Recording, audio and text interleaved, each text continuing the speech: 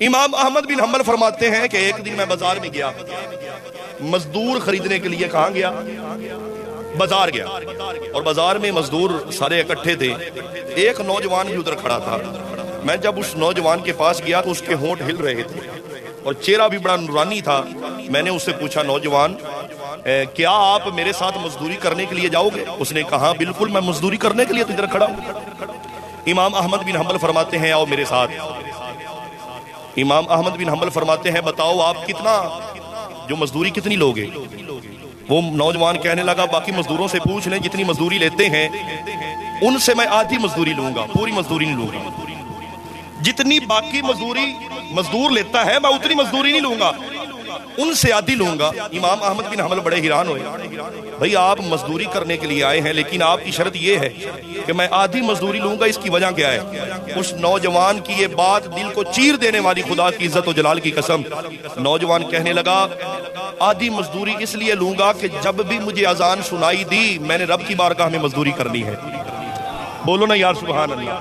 جب میں نے اذان سنی تیرا کام پوری ایمانداری کے ساتھ کروں گا، دیانتداری کے ساتھ کروں گا، پر جب میں نے اذان سنی، جب اذان آئی میں نے کام کو چھوڑ دینا ہے اور کام چھوڑ کر رب کی بارگاہ میں کھڑے ہو جانا ہے. اس نے فرمایا ٹھیک ہے یار، بندہ تو مجھے کسی نیک ماں کا لگتا ہے. اللہ اکبر. کاش کہ ہم بھی اپنے نوجوان بچوں کی ایسی تربیت کریں یار، ہم بھی اپنے بچوں کو سمجھائیں ایماندار بننا ہے تو پھر ایسے بنے. امام احمد بن حنبل کو فرمانے لگے، کہتا ہے میں دور سے سفر کر کے آیا ہوں اور میں 10 دن کے بعد 15 دن کے بعد واپس گھر جایا کروں گا، اگر آپ کی اجازت ہو تو کیا میں آپ کے گھر میں ٹھہر سکتا ہوں؟ امام احمد بن حنبل فرمانے لگے ٹھیک ہے، میرا گھر بڑا ہے، آپ آئیں میں آپ کو اپنے گھر میں رکھوں گا. اب دل پہ ہاتھ رکھ کے یہ بات سننا، جب وہ نوجوان امام احمد بن حنبل کے پاس گیا، امام احمد بن حنبل بھی سمجھ گئے یہ کوئی درویش بندہ ہے. اس نے کمرے دکھائے اور وہ نوجوان نے کمروں کو دیکھ کر کہتا ہے کہ مجھے وہ کمرہ چاہیے جو سب سے زیادہ ٹوٹا ہوا ہے، میں نے اس دنیا کی چیزوں کو کچھ نہیں کرنا. اس نے کہا کہ مجھے یہ کمرہ چاہیے، جو بھی جھونپڑی تھی یا کمرہ تھا جو سب سے زیادہ ٹوٹا ہوا تھا، نوجوان نے وہ پسند کیا. امام احمد بن حنبل فرماتے اگلا دن ہوا، میں نے اس کو بتایا کہ آپ نے یہ کام کرنا ہے. جب وہ کام پہ لگا تو اس کے ہونٹ پھر بھی ہل رہے ہیں.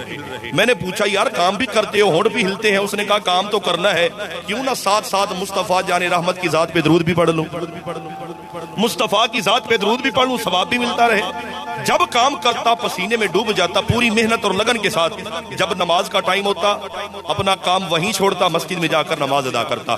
اب بات سنیں، امام احمد بن حنبل فرماتے ہیں وقت گزرتا گیا، ٹائم گزرتا گیا. ایک دن ایسا ہوا تہجد کا ویلا ہے، مجھے پیشاب کی حاجت ہوئی، میں اٹھا اور جب میں پیشاب کرنے کے لیے گیا تو دیکھا کہ اس ٹوٹے ہوئے کمرے سے درد بھری رونے کی آواز آ رہی ہے. تہجد کا ٹائم ہے اور کمرے سے رونے کی آواز آ رہی ہے. وہ کسی عاشق نے کہا نا کہ پچھلی راتی رحمت رب دی کرے بلند آوازے، پچھلی راتی رحمت رب دی کرے بلند آوازے، آجا بندیا کھلے نے دروازے. آپ فرماتے ہیں جب میں اس نوجوان کے کمرے میں پہنچا تو بچہ نوجوان پوری دردناک آواز کے ساتھ رب کو منا رہا ہے، رب کو راضی کر رہا ہے. اور جملے اس کے پتہ ہے کیا ہے؟ ان جملوں کو سمجھنا ذرا. عرض کرتا ہے مالک میں سارا دن تجھے راضی نہیں کرتا، مجھے معاف فرما دینا، میں بڑا دور سے مزدوری کرنے کے لیے آیا ہوں اور میرے اوپر کچھ معاملات ہیں، میں نے اپنے گھر والوں کے لیے بھی کچھ لے کر جانا ہے. پیارے اللہ مجھے معاف فرمانا، سارا دن تیری عبادت نہیں کرتا، پر جب اذان آتی ہے تھوڑے ٹائم کے لیے تیری بارگاہ میں جاتا ہوں، سر کو جھکاتا ہوں. پیارے اللہ قیامت کے دن مجھ سے حساب نہ لینا. امام احمد بن حنبل فرماتے ہیں جب میں نے یہ بات سنی تو میری چیخ نکلی اور اس نوجوان کے قدموں میں جا کر گر گیا. میں نے کہا اے نیک ماں کے بیٹے تو کون ہے اور کہاں سے آیا ہے؟